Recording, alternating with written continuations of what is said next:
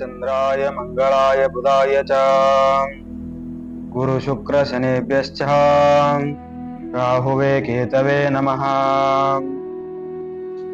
ಮೊದಲಿಗೆ ನವಗ್ರಹ ದೇವತೆಗಳಿಗೆ ವಂದಿಸುತ್ತಾ, ಪ್ರಿಯ ವೀಕ್ಷಕರಿಗೆ ತಮಗೆಲ್ಲರಿಗೆ ಶ್ರೀ ಗುರು ಯೂಟ್ಯೂಬ್ ಚಾನಲ್ಗೆ ಸ್ವಾಗತ. ವೀಕ್ಷಕರೇ, ಮೊದಲಿಗೆ ಬರುವ ಹೊಸ ವರ್ಷದ ವಿಶ್ವಾವಸು ನಾಮ ಸಂವತ್ಸರದ ಹಾರ್ದಿಕ ಶುಭಾಶಯಗಳು. ಇವತ್ತಿನ ದಿನ ನಾವು ಮಿಥುನ ರಾಶಿಯ ಬಗ್ಗೆ ಒಂದಿಷ್ಟು ವಿವರಗಳನ್ನು ನೋಡೋಣ. ಯುಗಾದಿಯ ವರ್ಷ ಭವಿಷ್ಯವನ್ನು ಇವತ್ತಿನ ದಿನ ನಾವು ತಿಳಿದುಕೊಳ್ಳೋಣ.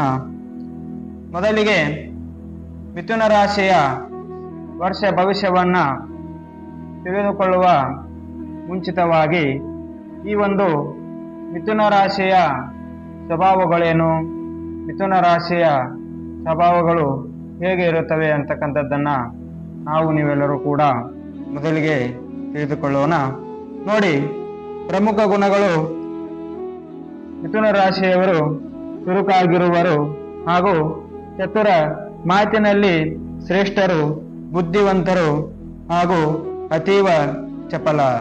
ನೋಡ್ರಿ, ಏನಪ್ಪಾ ಅಂತಂದ್ರೆ ಮಿಥುನ ರಾಶಿಯವರು ಅತಿ ಬುದ್ಧಿವಂತರಾಗಿರ್ತಾರೆ ಹಾಗೂ ಚತುರರಾಗಿರ್ತಾರೆ ಹಾಗೂ ಮಾತಿನ ಮಲ್ಲರಾಗಿರ್ತಾರೆ. ಇವರು ಏನಪ್ಪಾ ಅಂತಂದ್ರೆ ಯಾವುದೇ ಒಂದು ಮಾತನ್ನ ಆಡಿದರೆ ಆ ಮಾತನ್ನ ಬಹಳಷ್ಟು ದೀರ್ಘವಾಗಿ ತೆಗೆದುಕೊಂಡು ಹೋಗುವವರಾಗಿರುತ್ತಾರೆ ಹಾಗೂ ಆತ್ಮಸ್ಥೈರ್ಯ, ಹೊಸ ವಿಚಾರಗಳು ಹಾಗೂ ಪದ್ಧತಿಗಳನ್ನ ಅಳವಡಿಸಿಕೊಳ್ಳುವುದು. ನೋಡ್ರಿ, ಈ ಒಂದು ಮಿಥುನ ರಾಶಿಯವರು ಹೊಸ ಹೊಸ ವಿಚಾರವನ್ನ ಯೋಚನೆಯನ್ನ ಮಾಡ್ತಾರೆ, ಹೊಸ ಹೊಸ ವಿಚಾರದಲ್ಲಿ ಮುಳುಗಿರ್ತಾರೆ ಹಾಗೂ ಹೊಸ ಹೊಸ ಪದ್ಧತಿಗಳನ್ನ ಅಳವಡಿಸಿಕೊಳ್ಳುವುದು. ನೋಡ್ರಿ, ಯಾವುದೇ ಒಂದು ಕೆಲಸ ಮಾಡುವಾಗ ಹಿಂದೆ ಮಾಡಿರ್ತಕ್ಕಂತಹ ಕೆಲಸದಲ್ಲಿ ಈ ಸಾರಿ ಮಾಡುವುದಿಲ್ಲ, ಈ ಸಾರಿ ಮಾಡಿರ್ತಕ್ಕಂತಹ ಕೆಲಸದಲ್ಲಿ ಮುಂದಿನ ಸಾರಿ ಮಾಡುವುದಿಲ್ಲ. ಇದು ಹೊಸ ಹೊಸದಾಗಿ ಪದ್ಧತಿಗಳನ್ನ ರೂಢಿಸಿಕೊಂತ ಹೋಗ್ತಾರೆ.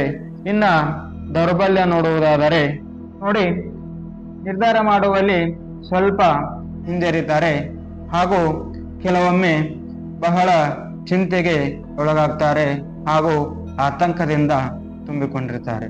ಏನು ಆಗ್ತದೆ, ಏನು ಹೋಗ್ತದೆ ಅಂತಕ್ಕಂತಹ ಚಿಂತೆಯಿಂದ ಬಹಳ ಬಳಲ್ತಾ ಇರ್ತಾರೆ.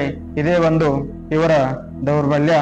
ಇನ್ನ ಆಸಕ್ತಿಗಳನ್ನ ನೋಡುವುದಾದರೆ, ಸಂವಹನ ಹಾಗೂ ಸಾಮಾಜಿಕ ಜಾಲ ಹಾಗೂ ಪ್ರವಾಸ ಹಾಗೂ ಹೊಸ ವಿಷಯಗಳಲ್ಲಿ ಆಸಕ್ತಿ.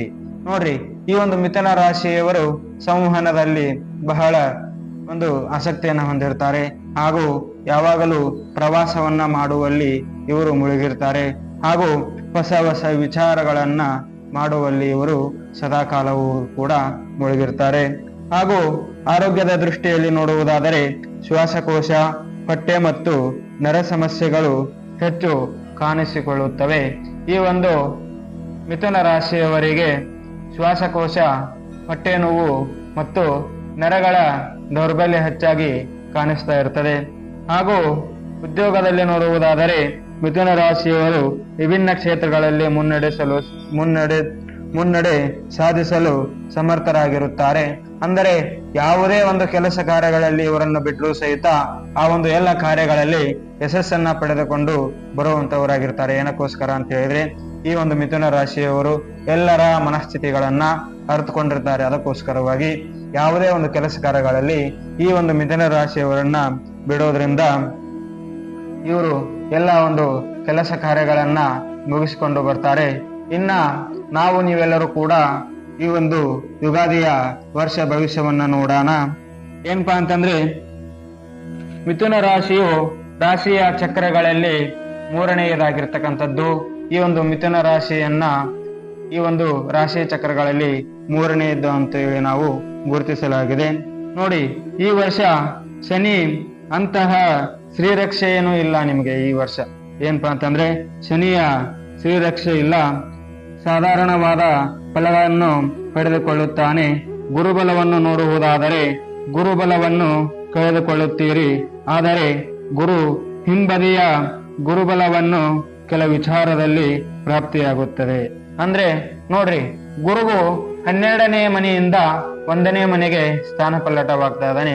ಅದಕ್ಕೋಸ್ಕರವಾಗಿ ಗುರುವಿನ ಅನುಗ್ರಹ ಅತಿ ಸ್ವಲ್ಪ ಕಡಿಮೆ ಆಗಿರ್ತಕ್ಕಂಥದ್ದು. ಏನಕ್ಕೋಸ್ಕರ ಅಂತ ಹೇಳಿದ್ರೆ, ಗುರು 1ನೇ ಮನೆಗೆ ಬರೋದ್ರಿಂದ ಈ ಒಂದು ಏನಾಗ್ತದಪ್ಪ ಅಂತ ಹೇಳಿದ್ರೆ ಸಮಸ್ಯೆಗಳು ಸೃಷ್ಟಿ ಆಗ್ತಾ ಹೋಗ್ತದೆ. ಗುರು ಜನ್ಮಸ್ಥಾನಕ್ಕೆ ಬರುವುದರಿಂದ ಕಷ್ಟಗಳನ್ನು ಕೊಡುತ್ತಾನೆ. ಆದರೆ ಗುರುವಿನ ದೃಷ್ಟಿಗಳು 7ನೇ ಮನೆಯ ಮೇಲೆ ದೃಷ್ಟಿಯನ್ನು ಬೀರುತ್ತಾನೆ. ಒಳ್ಳೆಯ ಕಾರ್ಯಗಳು ಆಗುವವು. ನೋಡ್ರಿ, ಏನಪ್ಪಾ ಅಂತಂದ್ರೆ, ಗುರು ನಿಮಗೆ 1ನೇ ಮನೆಗೆ ಬಂದರೂ ಕೂಡ ಈ ಒಂದು ಗುರು ಏನ್ ಮಾಡ್ತಾನಪ್ಪ ಅಂತಂದ್ರೆ 7ನೇ ಮನೆ ಮೇಲೆ ತನ್ನ ದೃಷ್ಟಿಯನ್ನ ಬೀರ್ತಾ ಇದ್ದಾನೆ. ಆ ಒಂದು 7ನೇ ಮನೆಯ ಮೇಲೆ ದೃಷ್ಟಿಯನ್ನ ಬೀರೋದ್ರಿಂದ ನಿಮ್ಮ ಮನೆಯಲ್ಲಿ ಇರಬಹುದು, ನಿಮಗೆ ಆಗಿರಬಹುದು, ಸುಖ ಸಂತೋಷಗಳು ತುಂಬಿಕೊಂಡಿರುತ್ತದೆ. ಆದ್ರೆ ಏನಪ್ಪಾ ಅಂತಂದ್ರೆ, ಈ ಒಂದು 1ನೇ ಮನೆಯಲ್ಲಿ ಇರುವುದರಿಂದ ಆ ಒಂದು ಎಲ್ಲ ಸುಖ ಸಂತೋಷಗಳ ಸ್ವಲ್ಪ ಮಟ್ಟಿಗೆ ಆಗ್ತಕ್ಕಂಥದ್ದು. ಏನಪ್ಪಾ ಅಂತಂದ್ರೆ, ಮಂಗಳ ಕಾರ್ಯಗಳು, ಮನೆಯಲ್ಲಿ ವಿವಾಹವಾಗಿರಬಹುದು, ಮತ್ತೆ ಒಂದು ಯಾರಿಗಾದರೂ ಮಕ್ಕಳ ಭಾಗ್ಯ ಬೇಕಾಗಿದ್ರೆ, ಮಕ್ಕಳು ಆಗದೇ ಇರುವವರಿಗೆ, ಈಗ ನಮಗ್ ಮಕ್ಕಳು ಬೇಕು ಅಂತ ಹಂಬಲಿಸ್ತಾ ಇರ್ತಾರಲ್ಲ, ಅಂತವರಿಗೆ ಮಕ್ಕಳ ಭಾಗ್ಯ ಆಗ್ತಕ್ಕಂಥದ್ದು. ಹಾಗೂ ಇಲ್ಲಿ ಏನಪ್ಪಾ ಅಂತಂದ್ರೆ, ಗುರುವು 9ನೇ ಮನೆಯಲ್ಲೂ ಕೂಡ ದೃಷ್ಟಿಯನ್ನ ಬೀರ್ತಕ್ಕಂಥದ್ದು, ಭಾಗ್ಯ ದೃಷ್ಟಿ. ನೋಡ್ರಿ, ಭಾಗ್ಯ ಲಭಿಸ್ತಕ್ಕಂಥದ್ದು, ಸಕಲವೂ ಕೂಡ ಈ ಒಂದು ಭಾಗ್ಯ ಲಭಿಸ್ತಕ್ಕಂಥದ್ದು.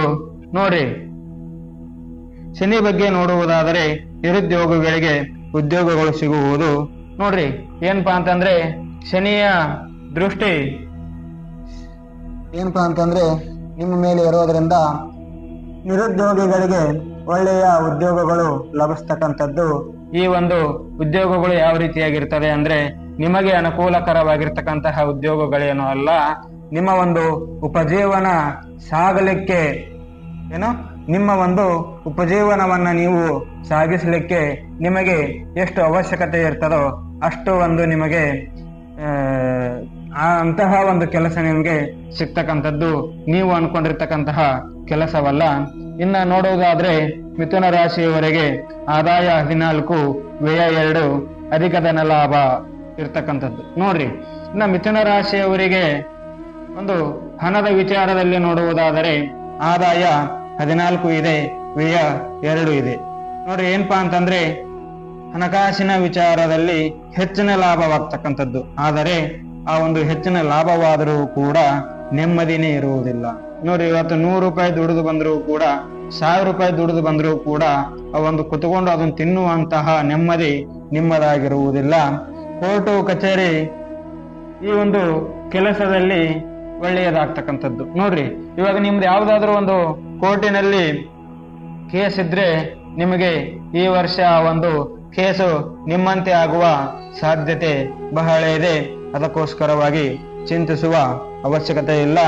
ಇನ್ನು ಮಿಥುನ ರಾಶಿಯವರಿಗೆ ನೋಡುವುದಾದರೆ ಆಷಾಢ ಮಾಸದಲ್ಲಿ ಸ್ವಲ್ಪ ಆರೋಗ್ಯದ ದೃಷ್ಟಿಯಿಂದ ಅನಾನುಕೂಲತೆ ಆಗ್ತಕ್ಕಂಥದ್ದು. ಅಂದ್ರೆ ಆ ಒಂದು ಮಿಥುನ ರಾಶಿಯವರಿಗೆ ಆಷಾಢ ಮಾಸದಲ್ಲಿ ಸ್ವಲ್ಪ ತೊಂದರೆಗಳು ಉಂಟಾಗ್ತದೆ. ಅದಕ್ಕೋಸ್ಕರವಾಗಿ ನೀವು ಸ್ವಲ್ಪ ಹುಷಾರಾಗಿರ್ತಕ್ಕಂಥದ್ದು ಒಳ್ಳೆಯದು. ನೋಡ್ರಿ, ಇನ್ನ ನೌಕರಿದಾರರಿಗೆ ಉನ್ನತ ಹುದ್ದೆ ಲಭಿಸ್ತಕ್ಕಂಥದ್ದು. ಮಿಥುನ ರಾಶಿಯವರಿಗೆ ಈ ವರ್ಷ ನೌಕರಿಯಲ್ಲಿ ಹೆಚ್ಚಿನ ಒಂದು ಪ್ರಗತಿ ಸಿಗ್ತಕ್ಕಂಥದ್ದು, ಒಂದು ಉನ್ನತ ಹುದ್ದೆ ಅಂದ್ರೆ ಉನ್ನತ ಸ್ಥಾನವನ್ನ ಪಡೆದುಕೊಳ್ತಕ್ಕಂಥದ್ದು. ನೋಡ್ರಿ, ಇವಾಗ ಕ್ಲರ್ಕ್ ಇದಾನಂದ್ರೆ ಮ್ಯಾನೇಜರ್ ಹುದ್ದೆ ಸಿಗ್ತಕ್ಕಂಥದ್ದು, ಮ್ಯಾನೇಜರ್ ಇರೋದನ್ನಂದ್ರೆ ಅದಕ್ಕಿಂತ ಮೇಲ್ಗಡೆ ಇರ್ತಕ್ಕಂತಹ ಹುದ್ದೆ ಸಿಗ್ತಕ್ಕಂಥದ್ದು. ಇದೇ ರೀತಿಯಾಗಿ ಅವರಿಗೆ ಒಂದು ಒಳ್ಳೆಯ ಉನ್ನತ ಸ್ಥಾನಕ್ಕೆ ಹೋಗ್ತಕ್ಕಂಥದ್ದು. ಆದರೂ ಕೂಡ ಈ ವರ್ಷ ಇವರಿಗೆ ಸ್ವಲ್ಪ ಗುರುವಿನ ಹಾಗೂ ಶನಿಯ ಬಲ ಕಡಿಮೆ ಇರುವುದರಿಂದ ಯಾವುದಕ್ಕೂ ಕೂಡ ಇವರಿಗೆ ಏನಾಗ್ತದಪ್ಪ ಅಂತ ಹೇಳಿದ್ರೆ ನೆಮ್ಮದಿನೇ ಇರುವುದಿಲ್ಲ. ಅದಕ್ಕೋಸ್ಕರವಾಗಿ ನೀವು ಏನು ಮಾಡಬೇಕು ಅಂತ ಹೇಳಿದ್ರೆ, ನಿಮ್ಮ ಜನ್ಮ ಜಾತಕವನ್ನ ನಿಮ್ಮ ಹತ್ತಿರ ಇರತಕ್ಕಂತಹ ಯಾವುದಾದರೂ ಒಬ್ಬ ಜ್ಯೋತಿಷಿಗೆ ತೋರಿಸಿ ಏನ್ ಮಾಡಬೇಕು ಅಂತ ಹೇಳಿದ್ರೆ, ಇಲ್ಲಿ ಏನು ಅಂತ ಹೇಳಿದ್ರೆ ನಿಮ್ಮ ಒಂದು ಜನ್ಮ ಜಾತಕದಲ್ಲಿ ಯಾವ ದಶೆ ನಡೀತಾ ಇದೆ, ಯಾವ ದಶೆಯಲ್ಲಿ ಯಾವ ಅಂತರದಶ ನಡೀತಾ ಇದೆ, ಅದನ್ನೆಲ್ಲ ತಿಳಿದುಕೊಂಡು ಏನು ಪರಿಹಾರ ಮಾಡ್ಕೋಬೇಕು ಅಂತ ಹೇಳಿ ತಿಳ್ಕೊಂಡು ಆ ಒಂದು ಪರಿಹಾರವನ್ನ ಮಾಡ್ಕೊಂಡ್ರೆ ವೃಷಭ ರಾಶಿಯವರಿಗೆ ಈ ವರ್ಷ ಎಲ್ಲವೂ ಕೂಡ ಚಲೋ ಇದೆ ಅಂತ ಹೇಳ್ತಕ್ಕಂಥದ್ದು. ಎಲ್ಲವೂ ಕೂಡ ಚಲೋ ಇದೆ. ಹಣಬಲವಿದೆ, ಅಧಿಕಾರದ ಜಯವಿದೆ, ಹಾಗೂ ಮಂಗಳ ಕಾರ್ಯಗಳಲ್ಲಿ ಸಕಲವೂ ಕೂಡ ಸಿದ್ಧಿ ಇದೆ. ಆದರೆ ಗುರುವಿನ 1ನೇ ಮನೆಯಲ್ಲಿ ಇರುವುದರಿಂದ ನಿಮಗೆ ಒಂದು ನೆಮ್ಮದಿನೇ ನೆಮ್ಮದಿನೇ ಇರುವುದಿಲ್ಲ. ಅದಕ್ಕೋಸ್ಕರವಾಗಿ ಈ ಒಂದು ನೀವು ಏನ್ ಮಾಡ್ಬೇಕು ಅಂತ ಹೇಳಿದ್ರೆ, ನಿಮ್ಮ ಜನ್ಮ ಜಾತಕವನ್ನ ತೋರಿಸಿ ಯಾವ ಒಂದು ಪೂಜೆ ಮಾಡೋದ್ರಿಂದ ನಮಗೆ ಈ ಒಂದು ನೆಮ್ಮದಿ ಸಿಗ್ತದೆ, ನೆಮ್ಮದಿ ಒಂದು ಕಷ್ಟದಿಂದ ದೂರ ಆಗಬಹುದು ಅಂತಕ್ಕಂಥದ್ದನ್ನ ವಿಚಾರವನ್ನ ಮಾಡಿ, ಹಾಗೂ ವ್ಯಾಪಾರಿಗಳಿಗೆ ಒಳ್ಳೆಯ ಧನ ಲಾಭ. ನೋಡ್ರಿ ಇಲ್ಲೇನಾಗ್ತದಪ್ಪ ಅಂತ ಹೇಳಿದ್ರೆ, ಆಗಲೇ ಹೇಳಿದ ಹಾಗೆ ವ್ಯಾಪಾರಿಗಳಿಗೆ ಸಕಲ ಕೆಲಸದಲ್ಲಿಯೂ ಕೂಡ ಜಯ ಸಿಗ್ತಕ್ಕಂಥದ್ದು. ಯಾವ ವ್ಯಾಪಾರದಲ್ಲಿಯೂ ಹಾಳಾಗ್ತದೆ ಅಂತ ಇಲ್ಲ. ಸ್ವಲ್ಪ ಮಟ್ಟಿಗೆ ಏನಾದರೂ ಕೂಡ ಕೇಡಾಗಬಹುದು. ಆದರೆ ಧನ ಏನಪ್ಪಾ ಅಂತಂದ್ರೆ ಆದಾಯ 14, ವ್ಯಯ 2 ಇರೋದ್ರಿಂದ ಆದಾಯನೇ ಜಾಸ್ತಿ ಆಗ್ತಕ್ಕಂಥದ್ದು. ಇನ್ನ ಸ್ನೇಹಿತರಿಂದ ಸ್ವಲ್ಪ ಹುಷಾರಾಗಿರ್ತಕ್ಕಂಥದ್ದು. ನೋಡ್ರಿ, ಸ್ನೇಹಿತರು ಸಂಬಂಧಿಕರು ಏನ್ ಮಾಡ್ತಾರಪ್ಪ ಅಂತ ಹೇಳಿದ್ರೆ, ಈ ವರ್ಷ ಮಿಥುನ ರಾಶಿಯವರಿಗೆ ಅಧಿಕ ಧನ ಲಾಭ ಇರುವುದರಿಂದ ಸ್ನೇಹಿತರು ಮತ್ತು ಸಂಬಂಧಿಕರು ಮಿಥುನ ರಾಶಿಯವರಿಗೆ ಹಣಕಾಸಿನಲ್ಲಿ ಸಮಸ್ಯೆಯನ್ನ ಸೃಷ್ಟಿ ಮಾಡ್ತಕ್ಕಂಥದ್ದು ಒಂದು ಕಂಡು ಬರ್ತಾ ಇದೆ. ಇನ್ನ ಕೃಷಿಕರಿಗೆ ನೋಡುವುದಾದರೆ ಎಲ್ಲವೂ ಕೂಡ ಚೆನ್ನಾಗಿದೆ. ನೀವು ಯಾವ ಬೆಳೆಯನ್ನ ಬೆಳೆಯಬೇಕು ಅಂತ ಅನ್ಕೊಂಡಿರ್ತೀರೋ ಆ ಬೆಳೆಯನ್ನ ಬೆಳೆಯುವುದು ಉತ್ತಮವಾಗಿರ್ತಕ್ಕಂಥದ್ದು. ಹೊಸ ಬೆಳೆಯನ್ನ ನೀವು ಯೋಚನೆಯನ್ನ ಮಾಡ್ಲಿಕ್ಕೆ ಹೋಗಬೇಡಿ. ಇವಾಗ ನೀವು ಯಾವ ರೀತಿಯಾಗಿ ಕೃಷಿಯನ್ನ ಮಾಡುತ್ತಾ ಬಂದಿರ್ತೀರೋ ಅದೇ ಒಂದು ಕೃಷಿಯನ್ನ ಮಾಡುವುದು ಬಹಳ ಉತ್ತಮವಾಗಿರ್ತಕ್ಕಂಥದ್ದು. ಇನ್ನ ವಿದ್ಯಾರ್ಥಿಗಳಲ್ಲಿ ನೋಡುವುದಾದರೆ ಏನಪ್ಪಾ ಅಂತಂದ್ರೆ, ಈ ವರ್ಷ ವಿದ್ಯಾರ್ಥಿಗಳಿಗೆ ಸ್ವಲ್ಪ ಕಷ್ಟಕರವಾಗಿರ್ತಕ್ಕಂಥದ್ದು. ಮಿಥುನ ರಾಶಿಯವರಿಗೆ ಈ ಒಂದು ವರ್ಷ ಏನಾಗ್ತದಪ್ಪ ಅಂತ ಹೇಳಿದ್ರೆ ಕಷ್ಟಕರವಾಗಿರ್ತಕ್ಕಂಥದ್ದು. ಏನಕ್ಕೋಸ್ಕರ ಅಂತ ಹೇಳಿದ್ರೆ, ಈ ಒಂದು ಗುರು 1ನೇ ಮನೆಯಲ್ಲಿ ಇರುವುದರಿಂದ ಅನಾರೋಗ್ಯದಿಂದ ಸ್ವಲ್ಪ ಬಳಲ್ತಾ ಇರ್ತಾರೆ.